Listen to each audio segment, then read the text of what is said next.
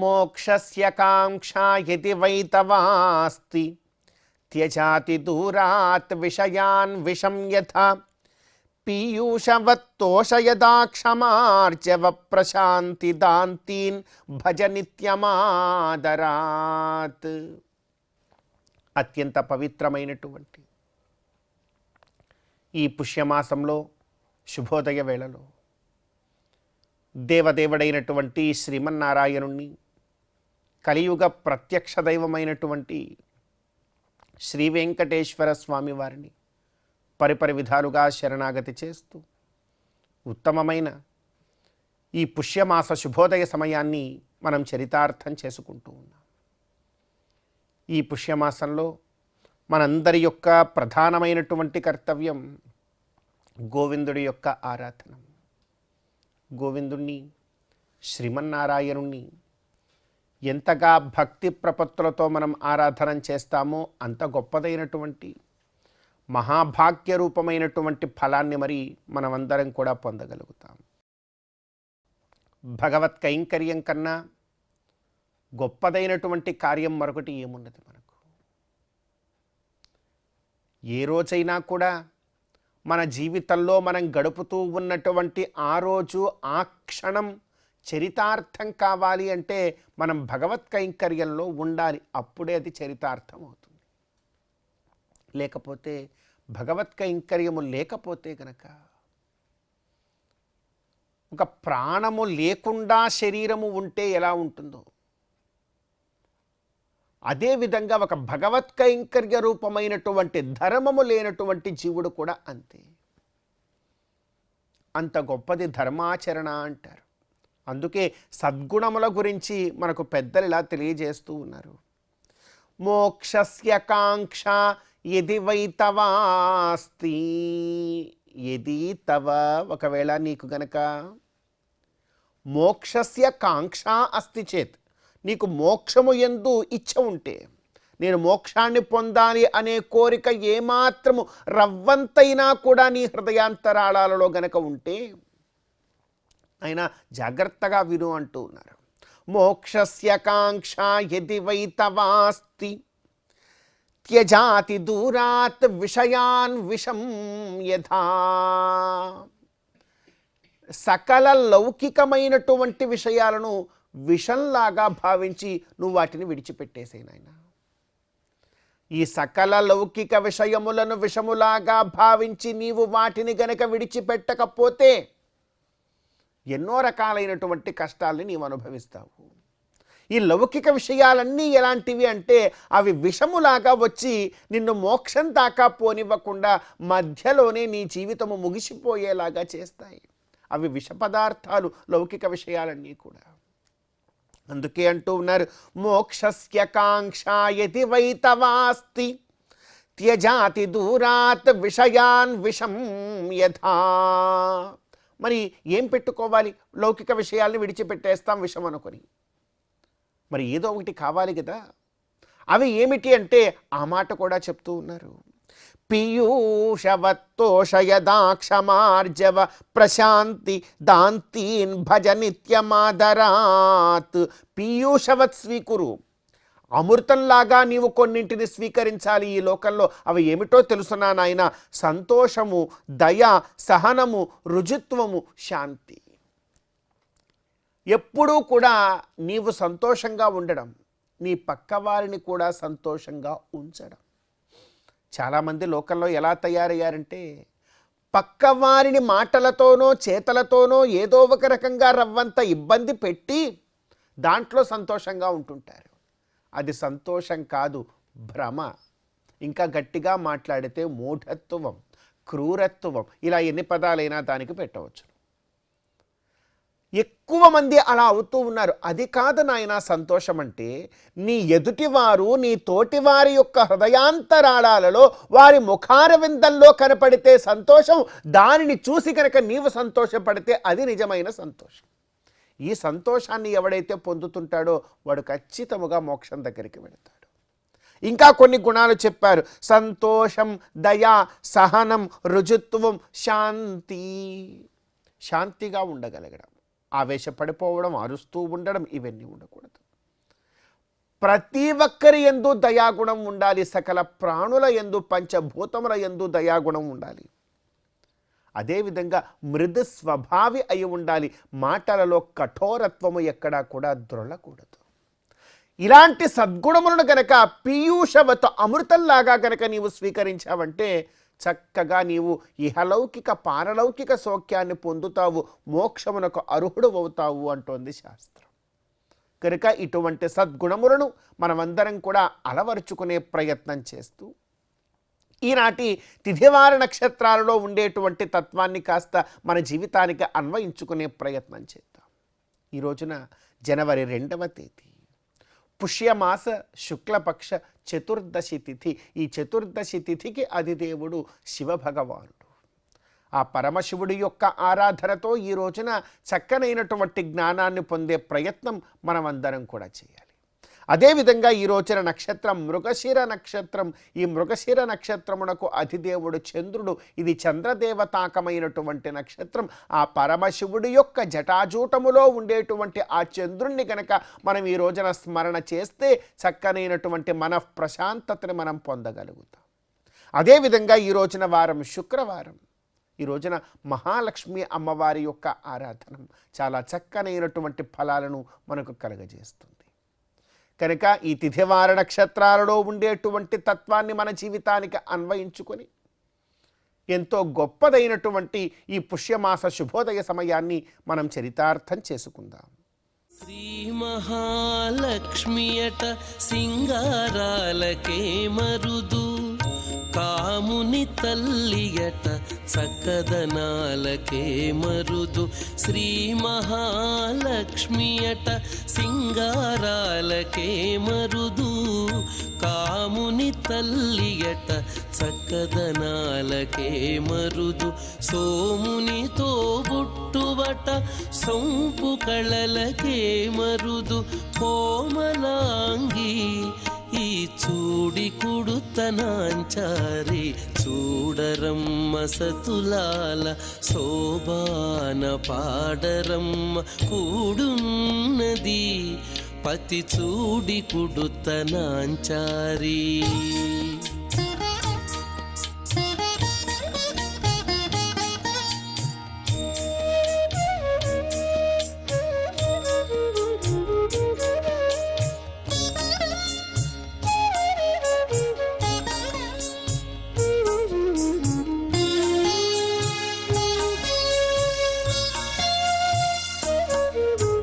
కలశాబ్ది కూతురట గంభీరాలకే మరుదు, కలపలోకమాతయట దయమరియే మరుదు.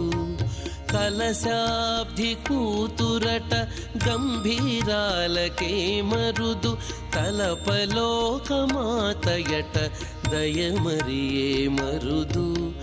జలజ నివాసినియట చల్లదనమే మరుదు. జలజ నివాసినియట చల్లదనమే మరుదు. కొలది మీరా ఈ చూడి కుడుతనాంచారి, జలజ నివాసినియట చల్లదనమే మరుదు. కొలది మీరా ఈ చూడి కుడుతనాంచారి, చూడరమ్మ సతులాల శోభాన పాడరమ్మ కూడున్నది, పతి చూడి కుడుతనాంచారి.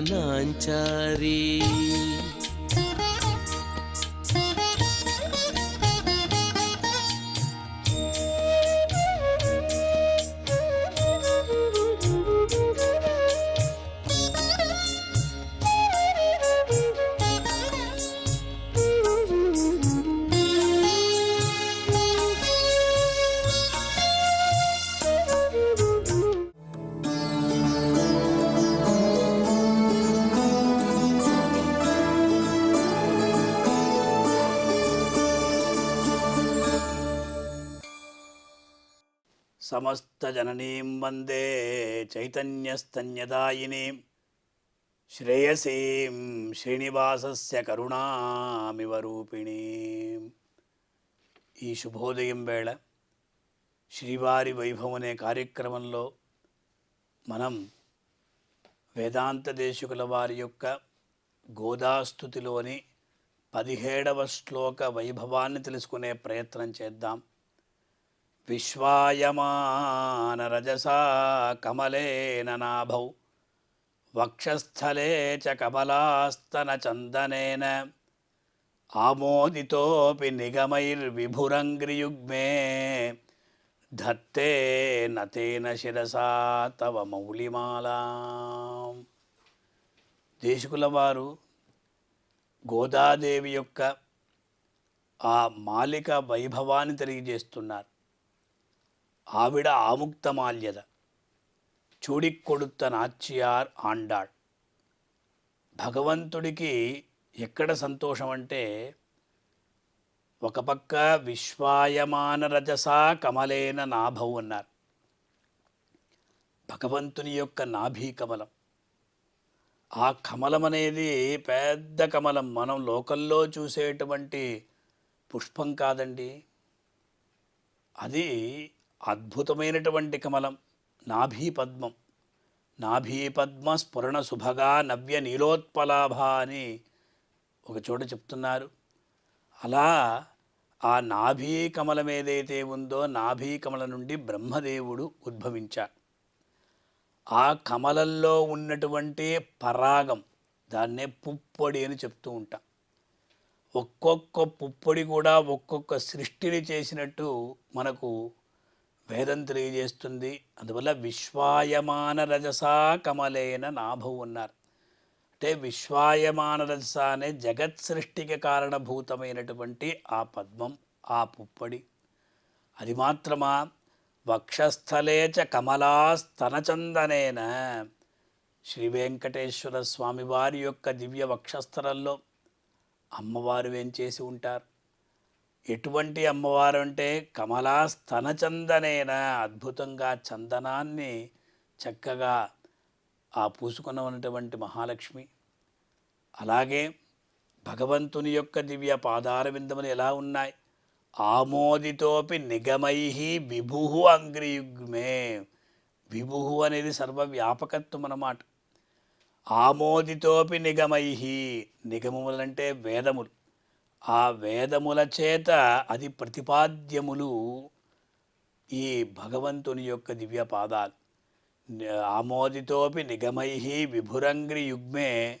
అమ్మా గోదాదేవి, ధత్తే నతేన శిరసా తవ మౌళిమాల. నీ యొక్క ఆ మౌళిమాల ఏదైతే ఉందో, నీ శిరస్సున ధరించినటువంటి మాల ఏదైతే ఉందో, ఆ మాలికను భగవంతుడు ఎలా స్వీకరిస్తాడు అంటే నతేన శిరస అన్నారు. ఆ నతమస్కులు అని చెప్పినప్పుడు అలా తల వంగి తీసుకుంటారనమాట. భక్తిభావం అన్నమాట. నతేన శిరసా ధత్తే అన్నారు. అంటే భగవంతుడు గోదాదేవి ధరించినటువంటి మాలికను ఎంతో ఆదరంతో, ప్రేమతో, అలా అదే ప్రకారం వినయంతో కూడా స్వీకరిస్తాడు అని ఈ శ్లోకం యొక్క తాత్పర్యం. భగవంతుడు విభుడు అన్నాం. విశ్వసృడ్ విశ్వభుగ్ విభు అని సహస్రనామం చెప్తున్నది. అందువల్ల భగవంతుడి యొక్క ఆ 3 గుణాలు, ముఖ్యంగా జగత్ కారణత్వం, శ్రియపతిత్వం, వేద ప్రతిపాద్యత్వం, ఈ 3 కూడా భగవంతుడిలో ఉన్నాయి. జగత్ కారణత్వం అంటే భగవంతుడక్కడే జగత్తుకంతా కారణభూతుడు. వేదం కూడా అలాగే చెప్తూ ఉన్నది భగవంతుణ్ణి. అందువల్ల ఆ ప్రకారంగా జగత్ కారణత్వాన్ని, శ్రియపతిత్వాన్ని, వేద ప్రతిపాద్యత్వం, ఇవన్నీ కూడా ఈ 3 అంశాలను అక్కడ గర్భీకరించుకున్నటువంటి విభు శబ్దం పరతత్వాన్ని సూచిస్తున్నది. నాభి పద్మం నుండి బ్రహ్మదేవుడు ఉద్భవించాడు. ఆ బ్రహ్మదేవుని ద్వారా సృష్టినంతా కూడా చేస్తున్నాడు భగవంతుడు. సృష్టి చేసేటువంటి పనిని బ్రహ్మదేవుడికి భగవంతుడు ఇచ్చాడు. లయం చేసేటువంటి పనిని ఈశ్వరుడికి ఇచ్చాడు, స్థితిని మాత్రం తాను ఉంచుకున్నాడు. అలాగే రెండవది శ్రియపతిత్వం. భగవంతుని యొక్క వక్షస్థలంలో అమ్మవారు ఎల్లప్పుడూ కూడా వేంచేసి ఉంటారు. అందువల్ల ఆ సకల చేతనలు కూడా చైతన్యం అనేటువంటి స్తన్యాన్ని ఇస్తుంది. సమస్త రణీయం వందే చైతన్య స్తన్యదాయిని అన్నారు.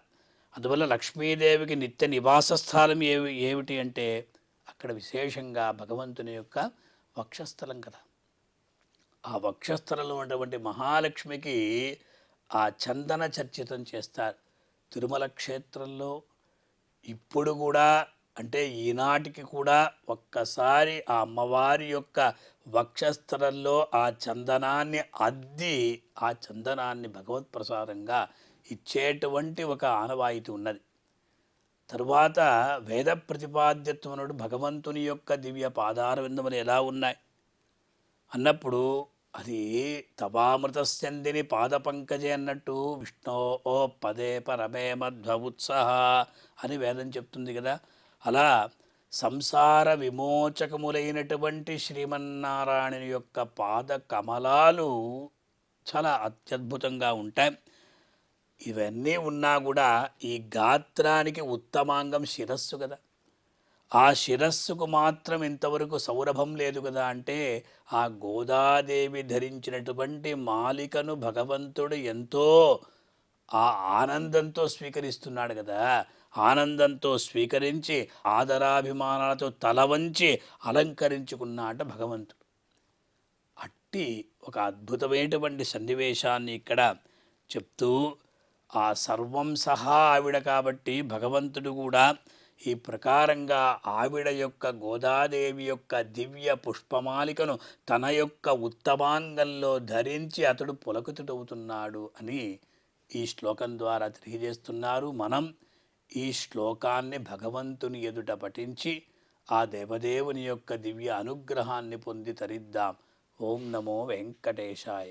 అమరవందితయట అట్టే మహిమయే మరుదు అమృతము చుట్టమట ఆనందాలకే మరుదు అమరవందితయట అట్టే మహిమయే మరుదు అమృతము చుట్టమట ఆనందాలకే మరుదు తమితో శ్రీ వెంకటేశు తానే వచ్చి పెండ్లాడే తమితో శ్రీ వెంకటేశు తానే వచ్చి పెండ్లాడే కొమెర వయస్సు ఈ చూడి కుడుతనాంచారి చూడరమ్మ సతులాల శోభాన పాడరమ్మ కూడున్నది పతి చూడి కుడుతనాంచారి చూడరమ్మ సతులాల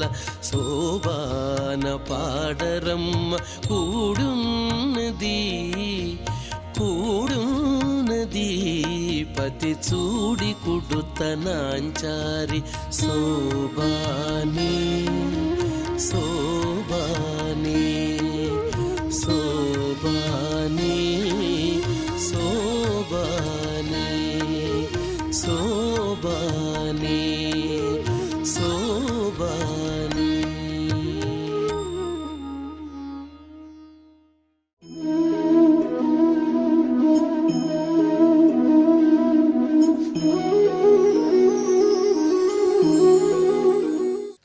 విద్యాదాతాన్నదానాచ భయత్రాతాచ జన్మదః కన్యాదానాచ వేదోక్త నరాణం పితరస్మృతాః. మహాభారతంలో అరణ్యపర్వంలో యక్షప్రశ్నలకు సమాధానం చెప్తూ ధర్మరాజు యక్షుడు అడిగిన ఒక ప్రశ్నకు సమాధానం చెప్తాడు. ఆకాశం కంటే పొడవైనటువంటిది ఏది లోకంలో? జన్మనిచ్చినటువంటి తండ్రి.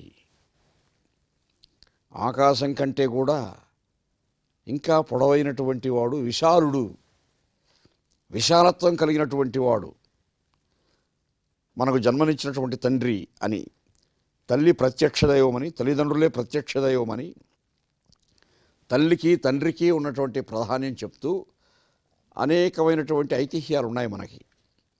అలాగా తండ్రికి అంత గొప్ప స్థానం ఇచ్చింది మహాభారతం. అయితే పితృస్థానం వహించే వారు ఇంకా ఎంతమంది ఉన్నారు సృష్టిలో అంటే విద్యాదాత, అన్నదాత, భయత్రాతాచ జన్మదః.